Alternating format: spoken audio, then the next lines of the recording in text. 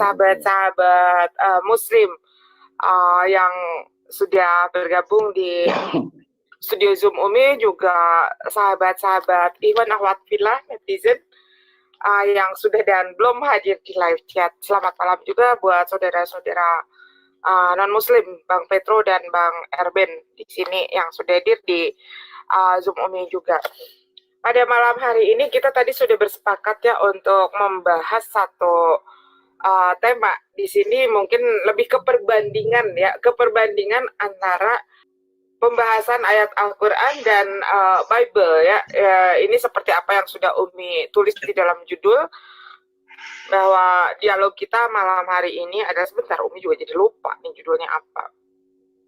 Judulnya itu adalah bedah Quran surat Al-Ahzab 51 dan Hosea ya, dari Bible itu ada 3 ayat juga dari Hosea.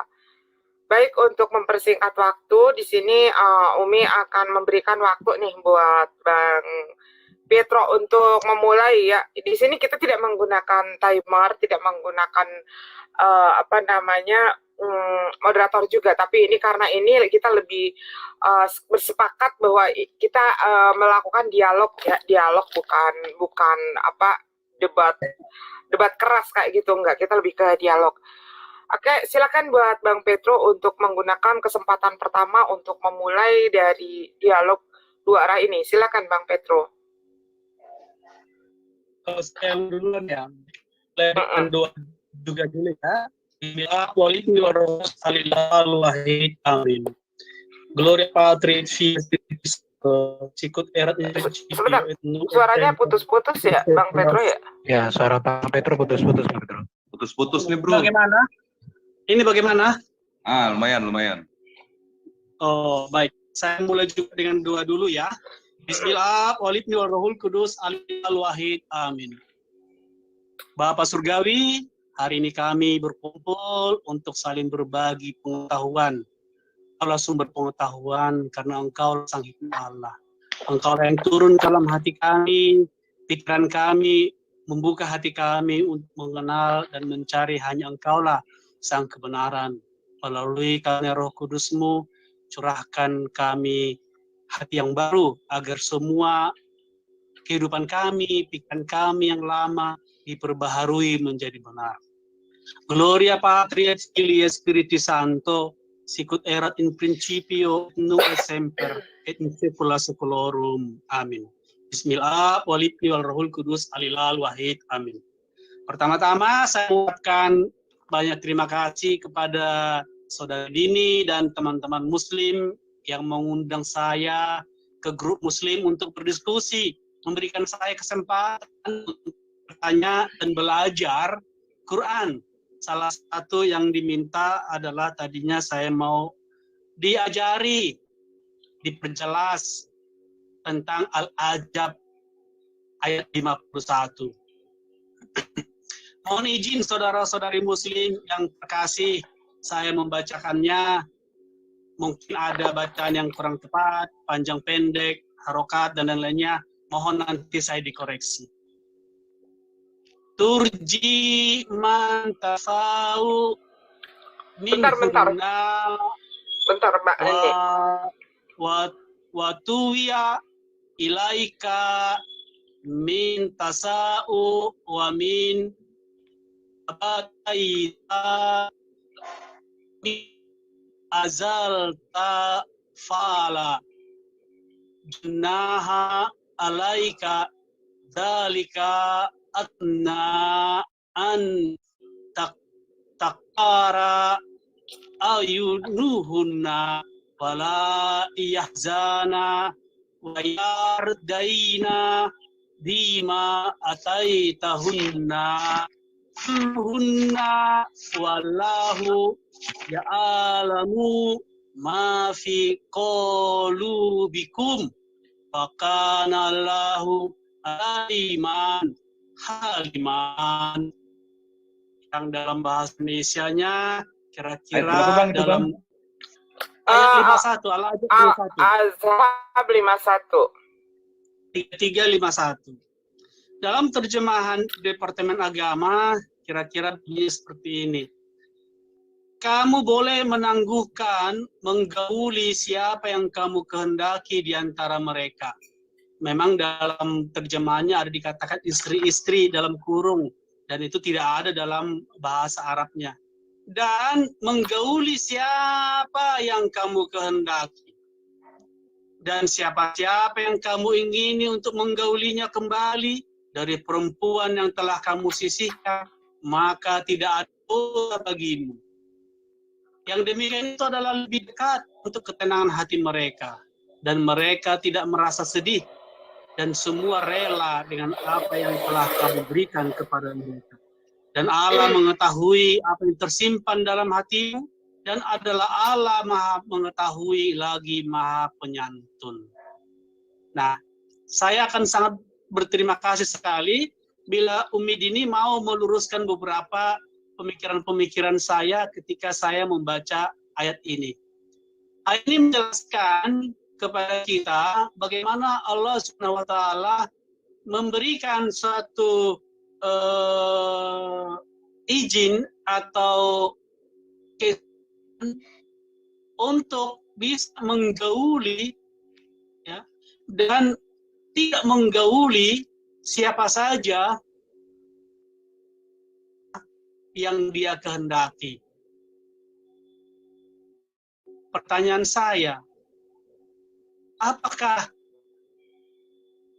aturan ini berlaku bagi semua para muslim pria untuk bisa menggauli siapa saja yang mereka gauli? Aduh. Oke. Sebentar ya, sebelumnya Umi mau meluruskan dulu nih. Jadi sebetulnya tidak ada ucapan Umi untuk mengajari, nggak ada.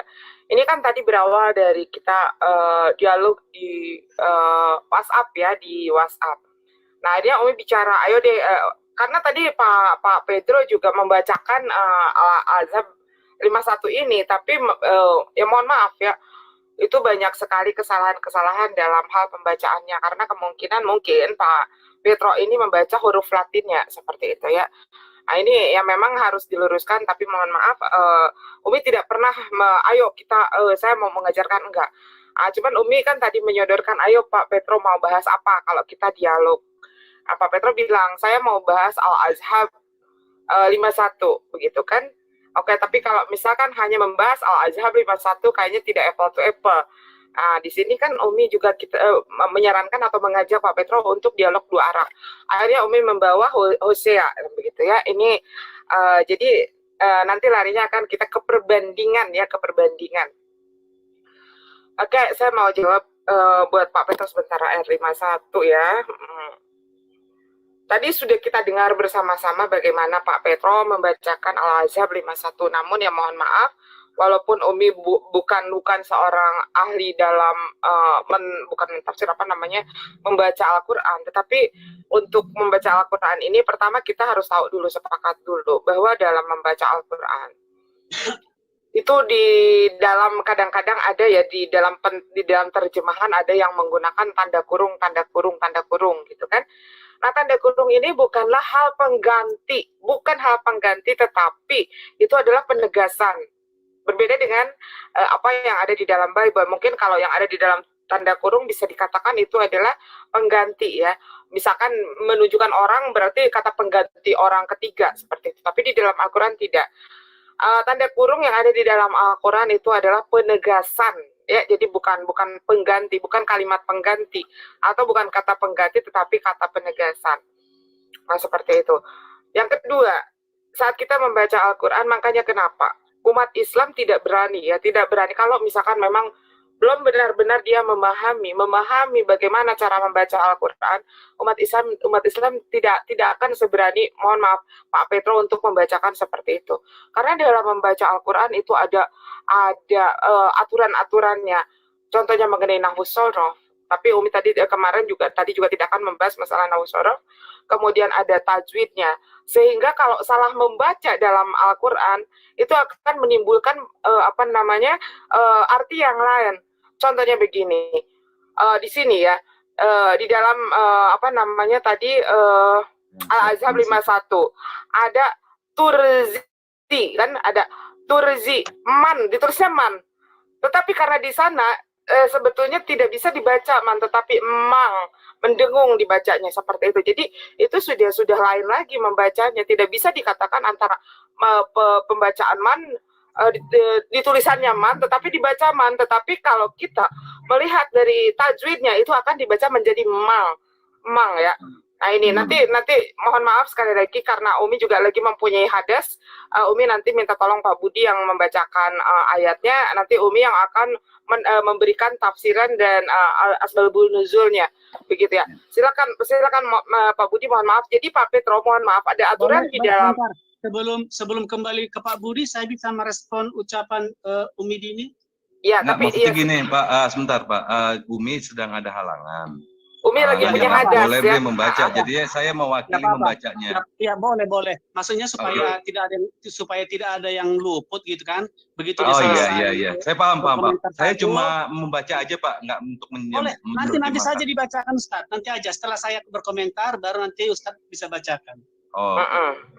Baik. Silakan. Jadi luar biasa penjelasan Umi Dini ya. Pada umumnya adalah jawaban standar dari beberapa Muslim yang saya ajak berbicara pada umumnya, yaitu berputar sekitar bacaan, suara, panjang pendek, tajwid, sorof. Nah, ini adalah suatu metodologi yang tidak nyambung dari orang yang memang nggak mengerti bahasa Arab gitu. Kalaupun bacaan saya turjiman, turjimu, apapun bunyinya itu, kan sudah dinyatakan tadi Al-Ajab 51, ya toh?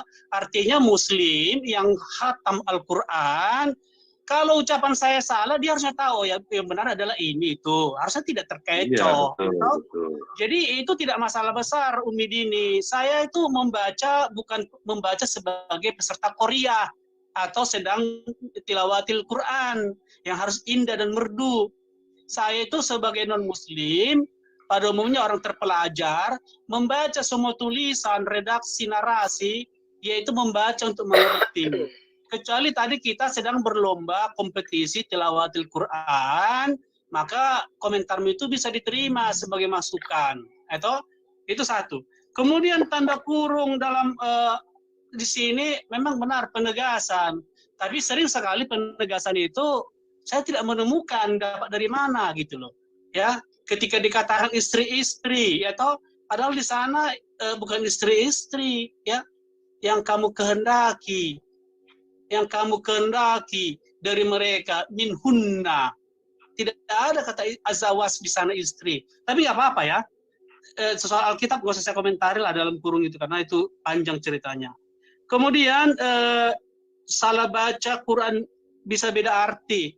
Nanti ustazah bisa babak belur karena Al-Quran tulisan kalun dan wars ada yang beda tulisannya. Tapi dipasangkan sama artinya, dipasangkan sama bacaannya. Jadi klaimmu itu bahwa salah baca bisa salah arti itu bagi orang yang tidak yang ummi atau yang ignoran, yang tidak terpelajar tentang bahasa Quran. Kalaupun saya salah, tidak persis seperti orang Arab mengucapkan bahasa Arab Quran itu, kalau kamu memang mengerti bahasa Arab, kamu pasti mengerti, gitu. Kalau orang Batak, kamu belajar berbicara bahasa Batak, bahasamu tidak persis seperti orang Batak. Karena saya orang Batak, maksudnya ini, saya mengerti, gitu. Dan saya sangat menghargai itu. Ya harusnya saya juga dihargai sebagai non-muslim bisa baca Quran. Kalau Umi Dini merasa saya membaca Latinnya, nggak apa-apa, silakan tes saya, pilih ayat Quran atau ayat Bible yang berbahasa Arab untuk saya bacakan, kamu yang memilih, tapi mohon maaf, saya hanya bisa membaca dengan lebih baik kalau dilengkapi dengan tanda vokal atau harokatnya. Dhamma, Fata, dan lain-lainnya. Kira-kira demikian penjelasan saya untuk Umi Dini. Selanjutnya kita dengarkan Ustadz untuk membacakan yang merdu Al-Ajab 51. Monggo. Oke. Saya akan membaca ayat itu dari ayat 50 ya Pak ya. Ya. Biar paham jadi, biar paham. Boleh ya. Auzubillahi minasyaitonirrajim. Bismillahirrahmanirrahim. Ya ayyuhan nabiy inna ahlalna laka أرواجك التي أتيت أجورهن وما ملكت يمينك مما أفاء الله عليك وبنات عمك وبنات عماتك وبنات خالك خالك وبنات خالاتك التي هجرنا معك وامرأة مؤمنة إن وهبت نفسها للنبي أراد النبي أن يستنكحها حريصة لك من مؤمنين قد علمنا ما فرضنا عليهم في أزواجهم وما ملكت أيمانهم لكي لن يكون عليك حرج يكون عليك حرج وكان الله غفورا رحيما ترجي من تشاء منهن وتؤوي إليك من تشاء وإليك من تشاء ومن ابتغيت ممن أزلت فلا جناح عليك ذلك أدنى أن تقر أعينهن ولا يحزن ويرضين بما آتيناهن كلهن والله يعلم ما في قلوبكم وكان الله عليما حليما صدق الله العظيم. Artinya, wahai Nabi Muhammad, di sini nggak ada kata Nabi, nggak ada kata Nabi Muhammad, tapi ada tanda kurung Muhammad. Wahai Nabi, sesungguhnya kami telah menghalalkan bagimu istri-istrimu yang telah engkau berikan mas kawinnya dan hamba sahaya yang engkau miliki dari apa yang engkau peroleh dalam peperangan yang dianugerahkan Allah untukmu. Dan demikian pula anak-anak perempuan dari saudara-saudara laki-laki bapakmu, anak-anak perempuan dari saudara perempuan bapakmu, anak-anak perempuan dari saudara laki-laki ibumu, anak perempuan dari saudara perempuan ibumu yang turut hijrah bersamamu, dan perempuan mukminat yang menyerahkan dirinya kepada Nabi, jika Nabi ingin menikahinya sebagai kekhususan bagimu, bukan untuk orang-orang mukmin yang lain. Sungguh, kami telah mengetahui apa yang kami wajibkan kepada mereka tentang istri-istri mereka dan hamba sahaya yang mereka miliki, agar tidak menjadi kesempitan bagimu. Allah Maha Pengampun lagi Maha Penyayang. Engkau Rasulullah, ayat yang ke-51 Mi. Engkau boleh menanggutkan, menggauli siapa yang engkau kehendaki di antara mereka, para istrimu, dan boleh pula menggauli siapa di antara mereka yang engkau kehendaki. Siapa yang engkau ingini untuk menggauli kembali dari istrimu yang telah engkau sisihkan. Tidak ada dosa bagimu, itu adalah lebih dekat untuk menyenangkan hati mereka. Mereka tidak merasa sedih dan mereka semua rela dengan apa yang telah engkau berikan kepada mereka. Allah mengetahui apa yang tersimpan dalam hatimu. Allah Maha mengetahui lagi Maha Pengampun, Maha Suci. Ya, baik. Di sini Umi akan menyampaikan tafsir daripada kedua ayat ini ya. Bismillahirrahmanirrahim.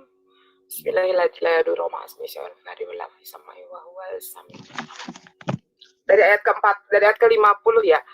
Pada ayat ini Allah secara jelas telah menghalalkan bagi Nabi Muhammad SAW mencampuri perempuan-perempuan yang dinikahinya dan diberikan kepada mereka mas kawin. Jadi bukan perempuan asal perempuan, tetapi perempuan yang diberikan mas kawin. Juga dihalalkan bagi hamba sahaya atau jariyah yang diperbolehkan dalam peperangan seperti Sofia binti Huyai bin Khattab yang diperbolehkan waktu perang Khaybar, begitu ya. Nah, oleh Nabi Shallallahu Alaihi Wasallam, Sofia ini dimerdekakan dan kemerdekaan ini dijadikan mas kawin. Begitu juga dengan Zuwariyah binti Al Haris dari Bani Mastakril. Nah, yang dimerdekakan dan dinikahi oleh Nabi Shallallahu Alaihi Wasallam, walaupun dia adalah hamba sahaya, ini termasuk ke dalam jariyah ya. Dan dihadiahkan kepada Nabi adalah sebentar ini siapa ini? Tolong di mute ya. Adapun hamba sahaya jariyah yang dinikahkan kepada Nabi adalah Raihanah binti Syam'un dan Maria yang melahirkan putra Nabi yang bernama Ibrahim. Nah, Allah juga menghalalkan kepada Nabi untuk menikahi anak-anak perempuan dari saudara-saudara laki-laki bapaknya dan anak-anak perempuan dari saudara-saudara perempuan bapaknya. Anak-anak perempuan ini dari saudara laki-laki ibunya, anak-anak perempuan dari saudara perempuan ibunya yang turut hijrah bersama Rasulullah dan perempuan mukmin yang menyerahkan diri kepada Nabi Shallallahu Alaihi Wasallam kalau Nabi mau menikahinya. Nah, ini kelonggaran-kelonggaran ini hanya dikhususkan bagi Nabi Shallallahu Alaihi Wasallam dan tidak untuk semua mukmin. Ya, dengan pengertian bahwa jika ada seorang perempuan menyerahkan dirinya untuk dinikahi oleh seorang Muslim, walaupun dengan sukarela, tetap wajar, tetap wajib dibayar mas kawinnya. Berlainan halnya jika perempuan itu menyerahkan dirinya untuk dinikahi oleh Nabi Shallallahu Alaihi Wasallam, maka ia boleh dinikahi tanpa mas kawin, yang termasuk ke dalam jariyah tadi. Nah, mas kawin itu jika tidak disebutkan bentuk nilainya, ketika melangsungkan akad nikah, maka bentuknya itu dapat ditetapkan dengan mahar mil, yaitu mahar yang nilainya sama dengan nilai mahar yang biasa diberikan keluarganya. Nah, ini ketetapan untuk membayar mahar ini setelah terjadi percampuran di antara keduanya atau setelah suaminya ini meninggal dunia tetapi belum sempat bercampur. Jika terjadi perceraian antara suami istri sebelum bercampur, maka yang wajib dibayar adalah separuh dari mas kawinnya yang telah ditentukan dan dapat dibebaskan dari membayar mas kawin itu bila istrinya merelakannya. Allah mengetahui apa yang telah diwajibkan kepada kaum mukminin terhadap istrinya dan terhadap hamba sahaya yang mereka miliki seperti syarat-syarat akad nikah dan lainnya. Dan tidak boleh menikahi seorang perempuan dengan cara hibah atau tanpa saksi-saksi. Nah, mengenai hamba sahaya yang dibeli atau yang bukan dibeli haruslah hamba sahaya yang halal dicampuri oleh pemiliknya, seperti hamba sahaya ahlul kitab, bukan hamba sahaya yang musyrik atau beragama majusi. Ya, Allah adalah Maha Pengampun lagi Maha Penyayang terhadap hamba-hambanya yang beriman. Jika mereka bertobat dari dosa-dosa yang mereka perbuat sebelum mereka mendapat petunjuk. Nah, itu ayat ke-50 ya. Tafsir daripada ayat ke-50. Jadi artinya di dalam ayat ke-50 ini berbicara tentang hak dan kewajiban ya, hak dan kewajiban jika misalkan seorang laki-laki menikahi istrinya, apa yang harus dikeluarkannya ya. Nah, kemudian di ayat ke-51 pada ayat ini Allah memberikan kebebasan kepada Nabi Muhammad SAW untuk menangguhkan siapa di antara istri-istrinya. Siapa di antara istri-istrinya ya, bukan perempuan asal. Istri-istrinya yang beliau kehendaki dan boleh pula menggauli siapa di antara mereka yang beliau kehendaki. Ini mengenai masalah tentang apa ya namanya itu, kalau misalkan mempunyai istri Pak Budi namanya mohon dibantu namanya, kalau dalam bahasa Sunda itu apa? Kilir ya, pembagian waktu. Kilir. Ya, kilir. Pembagian waktu terhadap istri-istrinya untuk supaya dapat berbuat adil. Beliau juga diberikan kebebasan untuk mengawini kembali istri-istrinya yang telah dicerai. Ini namanya dikatakan rujuk ya. Istri-istrinya yang telah bercerai, yang telah dicerai mengingat kemaslahatan bagi dirinya dan masyarakat. Artinya ini adalah di dalam agama Islam disebut dengan kata rujuk. Diriwayatkan oleh Ibnu Jarir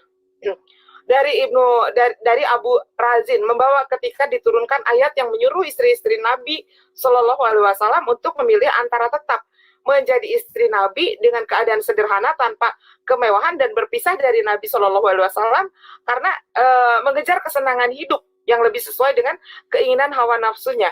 Maka timbullah rasa kekhawatiran pada istri-istri Nabi Shallallahu Alaihi Wasallam itu. Mereka secara sentak menyatakan kerelaannya untuk tetap hidup bersama Nabi Shallallahu Alaihi Wasallam dalam keadaan bagaimanapun, begitu. Juga mereka telah mengutamakan segi kehidupan agama daripada sisi kehidupan duniawi. Lalu Nabi menangguhkan menggauli beberapa istri atas permintaan mereka sendiri, seperti Ummu Habibah, ya, terus Maimunah, Saudah, Sofiyah, Juwariyah. Terhadap kelima istri ini, Nabi Shallallahu Alaihi Wasallam tidak mengatur giliran bermalam secara teratur. Nah, seperti itu. Adapun terhadap istri yang 4, yaitu Aisyah, Hafsah, Zainab, dan Ummu Salamah, beliau mengatur giliran untuk bermalam serta mempersembahkan pembagian pakaian dan makanan. Nah, ini kebebasan Nabi untuk mengatur giliran makanan, pakaian, dan lain-lainnya. Ini sesuai dengan sifat adil Nabi dalam melaksanakan petunjuk Allah, sehingga tidak menimbulkan rasa cemburu dalam hati para istrinya. Ya, mereka menerima dengan rela perlakuan Nabi ini. Nah, seperti hadis yang diriwayatkan oleh Ahmad. Diriwayatkan dari Abdullah bin Zaid bahwasanya Aisyah pernah berkata, adalah kebiasaan Nabi Shallallahu Alaihi Wasallam untuk membagi-bagi giliran antara istri-istri dengan adil. Kemudian Nabi Shallallahu Alaihi Wasallam dia berdoa, ya Allah, inilah pembagianku tentang apa yang aku kuasai, yaitu pembagian materi. Maka janganlah engkau mencercaku tentang apa-apa yang engkau kuasai dan tidak aku kuasai. Ini berbicara tentang soal perasaan. Nah, seperti itu. Nah, hadis ini mengandung suatu ajaran supaya tetap memelihara kemurnian hati dan ancaman bagi mereka yang tidak berserah diri kepada ketentuan Allah dan Rasul-Nya. Allah Maha mengetahui tentang segala rahasia yang tersimpan baik di dalam hati kita. Dan lagi Allah adalah Maha Pengampun, selalu memberi kesempatan untuk bertobat bagi mereka yang telah menyadari akan kesesatan dan ingin kembali ke jalan Allah Subhanahu wa taala. Nah, jadi itu ya tafsir ini yang menjelaskan tentang ayat daripada Al-Ahzab ayat ke-50 dan 51. Nah, silakan Pak Petro. Baik, terima kasih banyak Ustazah penjelasannya yang panjang lebar ya. Tetapi penjelasannya itu jauh dari apa yang tertulis dalam 51 ini. Kita baca baik-baik. Di ayat 51 ini adalah tentang boleh tidaknya Sri Baginda menggauli siapa yang dia kehendaki. Ya. Siapa yang boleh dia gauli, siapa yang tidak boleh dia gauli. Itu ayat 50 itu, ya ayat 50 itu ketika berbicara tentang istrinya, ya kalau sudah istri digauli nggak perlu masalah kan. Memang ya seperti Umi Dini kan digauli oleh suaminya kan wajar gitu loh. Itu wajar, tidak perlu harus menunggu titah dari langit untuk apakah Dini bisa digauli atau tidak digauli oleh sang perjaka atau apa itu kan. Nah, logikanya di ayat 51 ini adalah tentang bagaimana Allah Subhanahu wa taala memberikan petunjuk kepada Sri Baginda tentang bagaimana dia boleh menangguhkan, menggauli siapa yang dia kehendaki. Artinya dia bisa menolak, dia punya hak untuk tidak menggauli yang dia ya, kenapa dia tangguhkan? Mungkin karena dia tidak suka, karena dia jelek, gendut, kurus, atau tidak cantik, atau sudah tua. Itu kalau cantik nggak apa-apa, nggak mungkin ditangguhkan. Itu. Nah, tetapi menggauli siapa yang kamu kehendaki. Jadi ayat 51 ini tentang etika, tata krama, prosedur dari langit, bagaimana Sri Baginda menggauli dan tidak menggauli seseorang. Ya. Jadi dalam hal ini tidak ada masalah soal istri. Kalau istri yang digauli, digilir, ya, raja-raja orang Batak juga dulu tanpa menunggu titah dari langit, ya, Raja Simalungun istrinya ada 12, ya, itu digilir, tidak pakai titah dari langit dia untuk menggilir istri, dan itu sah karena istri kan. Jangan kita menilai mereka dengan etika moral kita zaman sekarang, gitu. Nah, pada zaman Sri Baginda punya istri banyak itu ya itu sesuatu yang sah, yang lazim, gitu. Tetapi ketika saya bingung, Ustazah, ketika sang penguasa jagat raya, galaksi bumi ya, di mana manusia hanya tidak lebih daripada sehelai debu atau sebutir debu, dia harus menurunkan ayat tentang siapa yang bisa digauli, dan dia bisa menggauli siapapun, ya. Dan siapa-siapa yang kamu inginkan untuk menggaulinya kembali dari perempuan yang telah kamu sisihkan, maka tidak dosa bagimu. Tadi Ustazah tadi mengatakan kalau misalnya perempuan sudah disisihkan, berarti rujuk kembali, ya toh?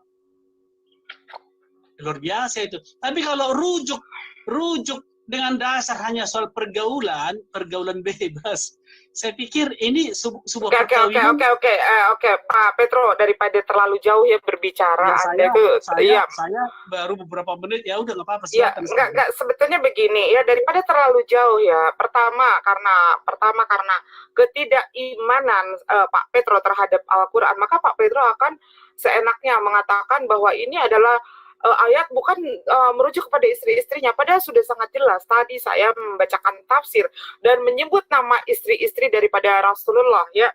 Nah, ini di sini sudah jelas ayat 51 ini memang benar Allah memberikan kebebasan kepada Nabi Muhammad untuk menangguhkan siapa di antara istri-istrinya yang beliau kehendaki, dan boleh pula menggauli siapa yang akan mereka atau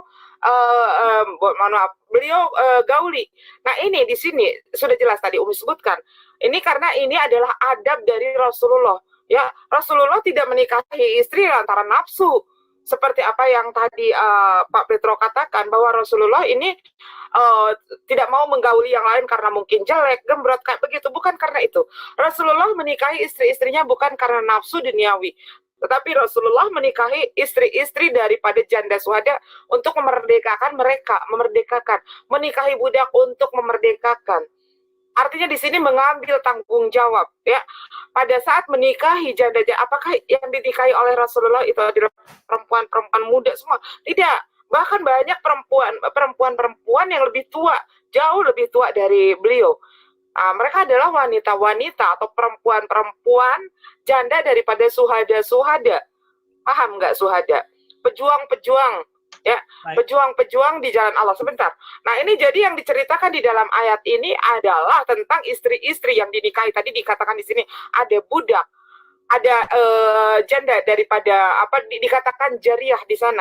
Jadi apa yang dilakukan oleh Rasulullah adalah sebuah amal jariyah, menikahi wanita-wanita. Yang pertama adalah budak, kemudian wanita janda dari para suhada. Seperti itu. Jadi yang diambil adalah sisi tanggung jawabnya, ya. Dan diceritakan tadi siapa-siapa saja yang tidak diatur waktunya, ya, dan siapa-siapa dan 4 orang yang diatur waktunya oleh Rasulullah. Ini adalah perlakuan adil yang dilakukan oleh Rasulullah terhadap para istri-istrinya, supaya istri-istri daripada Rasulullah tidak merasa sakit hati, tidak merasa cemburu, ya, dengan apa yang Rasulullah berikan, baik itu perhatian ataupun materi, karena ini adalah bentuk tanggung jawab daripada Rasulullah kepada istri-istrinya. Jadi jangan berbicara Petro, kalau ini ayat ini adalah Allah membebaskan Rasulullah untuk, artinya bukan menikahi, menggauli perempuan-perempuan manapun. Ya, di sana dikatakan mereka perempuan-perempuan itu adalah istri-istrinya. Bukan artinya Rasulullah mengumbar nafsu kepada perempuan manapun. Ya, jadi tolong difahami begitu. Jadi untuk membaca Al-Quran, sekali lagi, karena Al-Quran bukanlah kitab terjemahan seperti apa yang menjadi kitabnya Pak Petro, kitab terjemahan. Jadi saya sudah bilang berkali-kali, untuk memahami satu ayat harus tahu apa yang menjadi tafsir daripada ayat itu supaya mengerti.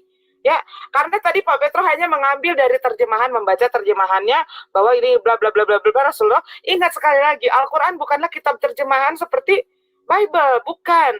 Jadi untuk memahami Al-Quran, kita harus tahu tafsirnya. Kemudian kita juga harus tahu asbabul nuzul daripada ayat itu. Seperti itu. Silakan Pak Petro. Baik, terima kasih Ustazah penjelasannya. Ada beberapa hal yang mau saya luruskan yaitu sebenarnya saya tadi tidak bermaksud lebih detail motivasi Sri Baginda tentang pernikahannya ya, tapi mungkin ada beberapa catatan ya, bahwa Sri Baginda menikah itu semua bukan nafsu, tapi karena memang tanggung jawab, dan mereka semua adalah para janda-janda, para suhari dan lain. Saya pikir Ustazah tidak jujur. Berapa sih istri-istri yang adalah janda-janda? Maria Kipti bukan janda, ya. Safina yang wanita yang Ustazah seperti itu adalah wanita Yahudi yang adalah tawanan yang baru kawin, baru acara kawin, perang, mereka kalah, suaminya ditangkap, semua keluarga semua sebagai kalah perang dibunuh semuanya, dan otomatis istrinya yang baru dikawini itu menjadi tawanan ya, menjadi hak pemenang perang gitu. Tidak tua, cantik, yang tercantik malah, ya kan? Kemudian ayat 50 itu berbicara tentang satu hal, ayat 51 itu berbicara tentang hal lain. Ayat 50 itu berbicara tentang sesungguhnya kami telah menghalalkan bagimu istri-istrimu. Ya kalau sudah istri ya memang halal lah. Emang ada istri yang haram? Ya kan? Makanya mohon maaf, saya minta mohon bantuan. Oke. Belum selesai dong. Kalau dipotong-potong saya selesai deh. Ya udah silakan. Biarin dulu. Iya. Bantu saya untuk memahami logika-logika kalimat ini, atau untuk mengetahui Al-Quran atau kitab apapun, kamu tidak perlu menjadi ahli bahasa asli kitab itu. Sekarang ada banyak fasilitas, bahkan sekarang pun saya bisa menerjemahkan, mengatakan arti kata, tiap-tiap kata dari Al-Ajab 50 sampai 51 ini. Saya bisa, ya, apa itu artinya, ya yuha, wahai al-nabiyyu, nabi, inna, sesungguhnya, ahulluna, kami telah menghalalkan, laka, bagimu, ya. Itu bukan alasan Umi Dini, kamu juga nggak bisa bahasa Arab. Kalau keterampilan, kemampuan berbahasa Arab yang menjadi salah satu syarat menjadi muslim, dan untuk bisa mengerti bahasa Al-Quran, saya yakin mayoritas muslim non-Arab nggak mengerti bahasa Arab. Kemana mereka untuk memahami Al-Quran bahasa Arab? Akhirnya keterjemahan juga. Dan itu adalah sahih. Selama terjemahanmu itu dikeluarkan oleh lembaga yang sahih. Al-Quran diterjemahkan para ulama yang sahih. Terjemahannya itu kita hargai, saya hargai. Kalau kamu merendahkan kualitas terjemahan ulamamu, silahkan. Saya menghargai terjemahan para ulama-ulama yang menerjemahkan Al-Quran. Walaupun banyak kekurangan-kekurangan sana-sini, tapi they already do their best. Mitar saya nambahin ya, Mi. Boleh. Dong, saya belum selesai dong, gitu. Jadi lupa saya. Saya dengerin. Ya. Jadi standar itu tidak boleh Umi Dini sampaikan. Saya bisa memastikan kamu nggak mengerti bahasa Arab, gitu. Saya juga tidak mengerti. Tapi karena saya sarjana sastra, bahasa apapun saya bisa mengerti sekarang. Karena saya mengerti kaidah-kaidah bahasa pada umumnya, ya. Jadi ayat 50 ya ayat dan ayat 51 itu berbicara tentang hal yang berbeda. Yang satu ayat 50 ya sesuatu yang tidak terlalu penting sebenarnya. Kenapa saya katakan tidak penting? Ya namanya istri apalagi dikawini dengan mahar secara resmi ya halal dong. Kenapa harus dikeluarkan lagi halal bagimu itu istri-istri yang kamu sebentar saya terjemahannya bagaimana? Hai Nabi, sungguhnya kami telah menghalalkan bagimu istri-istri yang telah kamu berikan mas kawin. Emangnya ada istri-istri yang sudah diberikan mas kawin tidak halal? Nggak ada toh. Ya. Kemudian ayat 51 ini ya, ayat 51, kamu boleh menangguhkan, menggauli siapa yang kamu kehendaki di antara mereka. Dan menggauli jadi kamu bisa menangguhkan, menggauli siapa yang kamu kehendaki di antara mereka. Oke, kita buka ruangan di sana ya. Boleh istri-istri ya. Tapi kalau istri-istri sudah sah, sudah halal, kenapa harus ditangguhkan? Kan ini menjadi logika yang tidak nyambung. Istri itu punya hak mendapatkan layanan pergaulan dengan suaminya. Kenapa harus ditangguhkan? Kenapa tidak adil? Udah butuh, udah kesesat itu, tapi Anda diberi hak untuk menangguhkan. Oke, kita kasih di sana ruangan kosong, bisa kita masukkan istri-istri yang di ayat 50 ya. Kalau kita masukkan istri-istri di ayat 50, maka ini adalah satu keanehan saya pikir. Istri yang sudah sah, kenapa harus ditangguhkan menggaulinya? Kemudian, dan menggauli siapa yang kamu kehendaki. Loh, kalau ini kita masukkan, kita lagi istri-istri di ayat 50, ya, tadi sudah ditangguhkan, lalu dia juga berhak untuk menggauli siapa saja yang dikehendaki. Berarti dari antara istri-istri yang sudah sah ini, yang disahkan ini, ada yang ditangguhkan, ada yang siap kapanpun bisa digauli. Kemudian kata menggauli ini juga kan dalam bahasa Indonesia pun itu kata yang secara kurang bagus ya. Makanya selalu orang yang selalu menggauli itu akhirnya ada yang berakhiran di pengadilan ya, menggauli usia di bawah umur, menggauli yang bukan muhrim, menggauli itu biasanya dalam bahasa kita ya kurang baik lah istilahnya. Kira-kira demikian pendapat saya, Ustadz Dini, silakan. Saya tambahin ya, saya tambahin dulu sebentar. Enggak, Umi dulu bentar. Di sini tadi Pak Petro mengatakan bahwa saya adalah sarjana ahli bahasa, ya kan? Sebetulnya gampang saja. Kalau Pak Petro ini seorang sarjana ahli bahasa, ya silakan. Mau bahasa gaul kayak, mau bahasa Alkitab kayak, tetapi sangat jauh berbeda dengan makna gramatikal Al-Quran. Ya, gramatikal Al-Quran itu tidak akan sama dengan bahasa gaul, dengan bahasa Alkitab, bukan. Buktinya di sini, Pak Petro tidak paham dengan menangguhkan, kata menangguhkan. Karena kata menangguhkan di sana bermakna menggauli. Ya, jadi begini kalau dibaca, engkau boleh menggauli siapa yang engkau kehendaki di antara mereka para istrimu.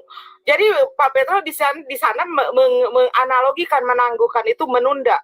Padahal di dalam Al-Quran di sini menangguhkan itu di sana sudah di Umi katakan tadi ada kata penjelasan ya, memperjelas. Di sana sudah ada menangguhkan itu adalah menggauli. Jadi artinya di sini engkau boleh menggauli siapa yang engkau kehendaki di antara para istrimu dan boleh menggauli siapa di antara mereka yang engkau kehendaki. Ini adalah kebebasan yang Allah berikan ya hanya kepada Rasulullah, bukan kepada semua kaum mukminin. Ya, nah sekarang contohnya ini seorang ahli sarjana mengatakan menggauli ini berkonotasi negatif. Apakah di dalam kitab suci harus menggunakan engkau boleh mewik-wik seperti itu? Nggak bisa, Pak. Menggauli ini adalah suatu kata yang bagus, ya. Tidak seperti apa yang ada di dalam pikiran Pak Petro. Kalau menggauli ini, coba saya mau minta ke Pak Petro sebagai seorang ahli bahasa yang tepat, bahasa yang sopan untuk kata menggauli itu apa? Ya. Apa coba? Untuk kata menggauli. Seperti jadi itu. Bahasa aslinya Ustazah ya, tasa'au yang kamu kehendaki. Iya.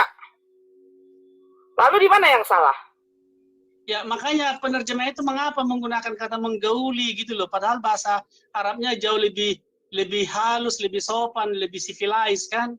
Siapa yang kamu kehendaki? Iya, menggauli itu adalah kata terjemahan. Kan kamu tadi, Pak Petro, kamu tadi membacakan terjemahan, ya kan? Lalu kamu mengatakan menggauli itu adalah sesuatu yang konotasinya negatif. Jadi sekarang saya mau tanya kepada Pak Petro yang seorang ahli bahasa, kalimat apa yang tepat ya selain daripada kata menggauli untuk terjemahan ini? Yang tepat adalah yang kamu kehendaki. Yang kamu kehendaki itu lain lagi. Coba sebentar, Umi bacakan lagi. Engkau boleh menggauli siapa saja yang engkau kehendaki di antara mereka para istrimu. Jadi apa? Kata apa yang tepat, yang tidak berkonotasi negatif menurut Pak Petro, yang seorang ahli bahasa, kata menggauli itu apa? Jadi begini, Ustazah, begini loh logikanya. Di ayat 50, Allah itu menurunkan suatu petunjuk yang tidak penting. Kenapa tidak penting? Halal bagimu istri. Tidak penting bagaimana? Coba, kalau sudah istri kan sudah memang halal. Emang nggak ada istri yang haram? Memberikan petunjuk. Jelasin dulu ya, Mi, sebentar. Boleh, silahkan. Tentu, ini jaringannya bentar. Begini, Pak Pedro. Ya, silakan, Ustaz. Di ayat yang ke-50, di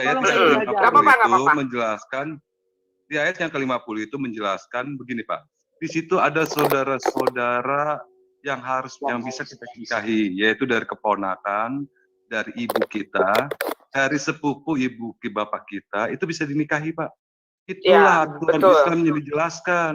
Kedua lagi, yang maksudnya ditunda itu bukan kita mencampakkan, tapi menunda. Kita sebagai laki-laki memiliki kuasa untuk kapan kita menggauli istri kita tanpa meninggalkan tanggung jawab.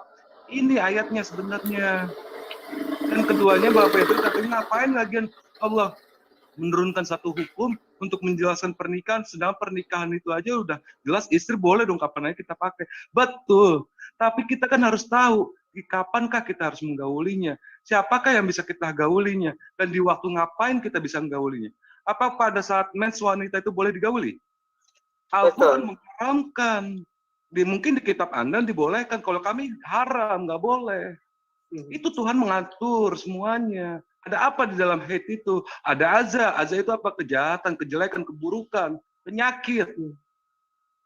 Gitu Pak. Jadi Tuhan itu menurunkan sesuatu apapun yang ada di Al-Quran. Kita teliti baik secara sains, baik secara norma, maupun secara literal dari bahasa itu kita harus tahu. Barulah kita menghujat atau mengklaim bahwa itu salah atau benar. Ya, itu aja Pak. Intinya Bapak biar paham dulu ya Al-Quran itu bagaimana pandangannya. Baik. Luar biasa penjelasannya. Tapi sebenarnya penjelasan Ustadz itu tidak ada korespondensinya dengan logika narasi dari 50 ini, ya toh. Jadi begini, ayat 50 ini Allah menghalalkan bagi istri baginda istri-istrinya, ya toh. Emangnya ada istri-istri yang diharamkan? Kan nggak ada. Ada, ada Pak Petro sebentar. Ada yang tadi dikatakan sebentar aja. Ada istri yang nanti Ustazah, tenang aja, saya nggak usah buru-buru, ya toh. Nah, istri-istri itu memang ada macam-macamnya didapat. Ada yang didapatkan lewat peperangan, itu. Ada anak-anak perempuan dari saudara laki-laki bapaknya. Berarti keponakan, toh? Nah, begitu iya. Ya? Iya. Keponakan bisa di istri, jagain istri? Kenapa? Keponakan Keponakan Ibu, makanya dengerin omongan saya tadi, Pak Pedro. Nah, itu kan bingung kan? Dalam peperangan. Makanya dengerin dulu, Pak Petro. Dengerin, saya ulang lagi. Di dalam Al-Quran dijelaskan tentang hukum yang boleh dinikahi, yaitu keponakan Ibu. Bukan mendominasi, kita menjelaskan loh, karena Pak Petro tidak mengerti. Ini kamu tidak mengerti apa yang kamu baca, kamu hanya menyampaikan. Pak Petro tidak mengerti, makanya kami sebagai pemilik Al-Quran, kami yang mempunyai otoritas untuk menjelaskan. Jangan sampai Anda yang tidak mempercaya Al-Quran mau sok tahu menjelaskan, bukan seperti itu. Kenapa jadi Petro yang lebih pintar dari Islam? Aneh kan? Menurut Pak Petro, sebentar. Layakkah untuk dinikahi? Dengarkan, istri-istri Pak Petro di sini Pak Petro bertanya atau menjawab? Bertanya atau menjawab? Koreksi, makanya kamu koreksi. Iya, makanya kita mau koreksi. Saya belum mengatakan sesuatu, kamu udah ribut dari tadi. Lo bukan mengatakan sesuatu kayak gimana? Barusan kan udah jelas mengatakan. Menurut ayat 50 itu, istri-istri yang dihalalkan itu didapat dari ada yang dari peperangan, ya, dan anak-anak perempuan dari saudara laki-laki bapamu, anak-anak perempuan dari saudara laki-laki bapamu, berarti sepupu. Ya. Iya. Anak-anak perempuan dari saudara perempuan bapakmu, ya sepupu Ya. juga. Iya. Anak-anak perempuan dari saudara laki-laki ibumu, sepupu juga. Artinya sepupu dari bapak dan sepupu dari ibu, ya. Dan saudara ibumu. Ya, terus? Makanya nanti ada salah satu wanita yang menolak dilamar sama Sri Baginda, ya, dengan alasan saya tidak halal bagimu karena saya tidak ikut berhijrah. Nah, dari semua jenis-jenis istri-istri itu, ya, dari semua jenis-jenis istri-istri itu yang diberikan mas kawinnya, kenapa harus dikatakan dihalalkan? Ya memang halal lah. Monggo, silakan. Oke, saya jelaskan dulu, Pak Budi, sebentar ya. Tadi saya udah berapa kali mengatakan Allah juga menghalalkan kepada Nabi untuk menikahi, yang disebutkan Pak Petra, oke. Yang haram untuk dinikahi adalah siapa saja? Pertama, saudara sekandung. Kedua, saudara sepesusuan. Mengerti kan, saudara sepesusuan? Itu haram. Ini tadi sudah Umi katakan, kelonggaran ini hanya khusus bagi Nabi. Nah, dan tidak untuk semua mukmin, dengan pengertian bahwa jika ada seorang perempuan menyerahkan dirinya untuk dinikahi oleh seorang muslim, walaupun dengan sukarela tetap wajar dibayar mas kawinnya. Berlainan halnya jika perempuan itu menyerahkan diri untuk dinikahi oleh Rasulullah. Kelonggaran-kelonggaran ini hanya Allah berikan kepada Rasulullah, bukan kepada seluruh umat muslim. Paham nggak? Baik, boleh saya respon? Nah, Ustazah, sepertinya kamu sudah tidak bisa berpikir waras. Kenapa? Ya, kamu menyebutkan perempuan-perempuan yang haram dinikahi, ya toh? Yang haram dinikahi. Kok yang haram? Kok yang haram? Gimana sih kamu ini kok dibulak-balik? Kamu dengar, tolong dengar ya, dengar nih sama kupingnya didengar ya. Allah juga menghalalkan, Kalau lagi dijelasin kamu jangan ngomong dong. Kalau lagi dijelasin jangan ngomong, kamu so pintar banget di sini. Gimana saya selalu tadi dia mengatakan jenis-jenis kan lagi dijelasin, Anda harus dengar, kan Anda nggak ngerti. Kan Anda nggak ngerti, lagi dijelasin ya denger. Dia menyangkal ucapannya sendiri, saya belum selesai. Menyangkal apa, Hai Petra? Dengar kamu ini gimana? Allah juga menghalalkan kepada Nabi untuk menikahi anak-anak. Siapa yang mengatakan mengharamkan? Yang diharamkan itu adalah wanita yang sedang haid untuk digauli. Itu loh yang jelas. Dengarkan Ustaz. Haram itu digauli. Makanya Petra, kamu ini dengar ya, kamu di sini posisinya bertanya kepada Muslim tentang Al-Quran. Kamu ini seorang yang tidak mengimani Al-Quran. Ya, tidak mengimani, tidak mempercaya Al-Quran, dan kami umat Islam yang mempunyai kapasitas untuk menjawab semua itu. Bukan malah kamu yang mengajarkan kami, ini sesuatu hal yang aneh. Dari tadi aku saat membacakan, saat aku menyampaikan apa yang menjadi tafsir dari ayat yang kamu minta, aku sudah mengatakan Allah juga menghalalkan kepada Nabi untuk menikahi anak-anak perempuan dari saudara-saudara laki-laki bapaknya, dari anak-anak perempuan dari saudara perempuan bapaknya, anak-anak perempuan dari saudara laki-laki ibunya. Itu halal, dihalalkan. Maksud yang tadi aku katakan diharamkan, ada istri yang diharamkan untuk digauli, yaitu istri yang dalam masa nifas, istri yang sedang haid, itu haram hukumnya digauli. Makanya di sana kenapa ada kata penundaan untuk menggaulinya. Makanya kenapa Rasulullah berbuat adil, membagi jatah waktu untuk istrinya si ini, supaya dalam kurun waktu putaran 1 bulan itu tidak ada. Ada kalanya saat akan menggauli istri si A sedang datang bulan, itu bisa menunda. Kemudian menggauli istri yang lainnya. Maksudnya itu loh ayat itu. Dan itu diperbolehkan oleh Allah. Paham nggak? Boleh saya merespon? Silakan. Jadi Ustazah, kami itu tidak bisa membedakan menunda dan mengharamkan, menghalalkan dan menunda. Kalau kamu lagi haid, terus kamu tidak digauli sama suamimu, bukan karena kamu haram. Loh, bukan ya? Jadi menurut kamu di dalam Al-Quran diperbolehkan wanita sedang haid digauli? tidak. Mungkin di dalam ajaran kamu boleh wanita lagi mendapatkan mens digauli oleh suaminya, mungkin tidak ada haram. Tetapi di dalam Al-Quran ada. Sebentar, Ustazah. Kamu tidak digauli sama suamimu karena haid, bukan karena kamu haram, karena memang tidak tepat. Ya, siapa yang mengatakan istrinya yang haram, tetapi haram untuk digauli, Pak Petro. Dengar baik-baik.